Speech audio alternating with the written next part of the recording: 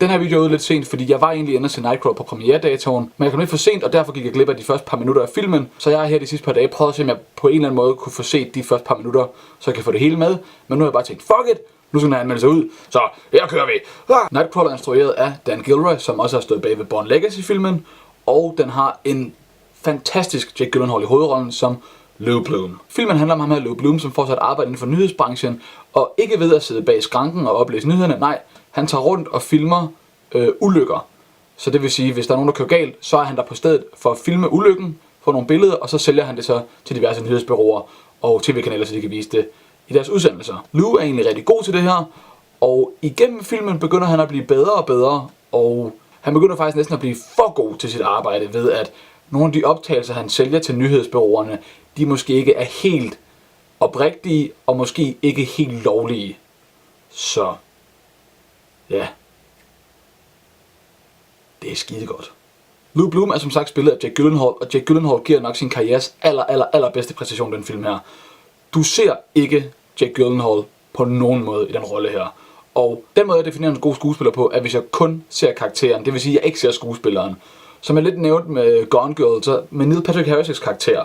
Jeg så Neil Patrick Harris, jeg så ikke hans karakter. Hvor for eksempel i Django Unchained, jeg ser ikke Leonardo DiCaprio, jeg ser Calvin Candy. Og det er sådan, jeg definerer en god skuespiller. Og det må jeg sige, Jake Gyllenhaal, det er du bestemt. Han har næsten lige været i en film, der hedder Prisoners. Fantastisk film. Du ser kun Loki i den film. Og i Nightcrawler, du ser, som jeg sagde, kun Lou Bloom i den film her. Du ser på ingen måde Jake Gyllenhaal. Han skinner aldrig nogensinde igennem. Du ser kun denne mand. Denne psykopatiske psykopat. Ja, det er nok den måde at forklare det på, fordi han er også skingrende sindssyg i den film her, og han spiller rollen til perfektion. En af de andre ting, der også gør den her film så fantastisk, er dens manuskript. Helt igennem hjernedødt manuskript til den film her. Jeg har desværre ikke læst manuskriptet endnu, men det skal jeg. Allerede, når du ser filmen, ved du bare, at den her film har det bedste manuskript bag sig. Mange af filmens bedste scener er udelukkende dialogscener. Jeg tror, en af de scener, hvor jeg sad meget ude på kanten af mit sæde, det var udelukkende dialog, og hvor jeg virkelig sad og næsten bare gned mine hænder sammen, fordi fuck, det er godt det er fantastisk, og skuespilleren. Alle i den her film leverer en mesterlig præstation. Og jeg kan ikke rose Jake Gyllenhaal nok for den her rolle, fordi han spiller så fantastisk. Giv ham en Oscar-nominering. Please, kom nu.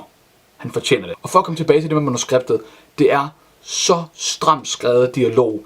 Det er helt, det er Tarantino-level dialog. Bortset fra, at de her samtaler, selvfølgelig Tarantinos samtaler, de giver mening og så videre, men han plotter meget små, sjove, finurlige ting ind i for at skabe mere naturlig dialog og så videre. Hvor i Nightcrawler alt dialog giver mening, og det sidder bare ligesom det skal.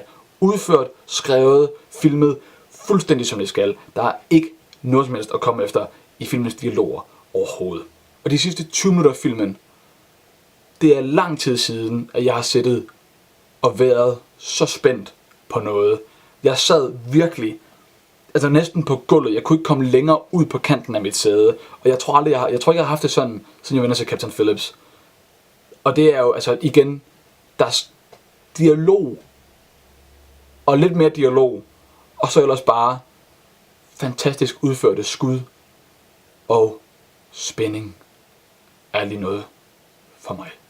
Så jeg har valgt at give Nightcrawler en helt udsøgt karakter af 80 ud af 100. Grunden til, at jeg har valgt at give den det her, det er fordi, den er ikke et mesterværk. Men den er heller ikke middelmådig på nogen måde. Den er heller ikke bare lige over middelmådig.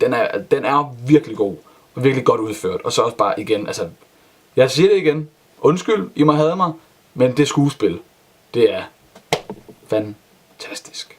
Får I chancen, så sender til Nightcrawler, fordi den er fantastisk. Bare alene for skuespillet. Så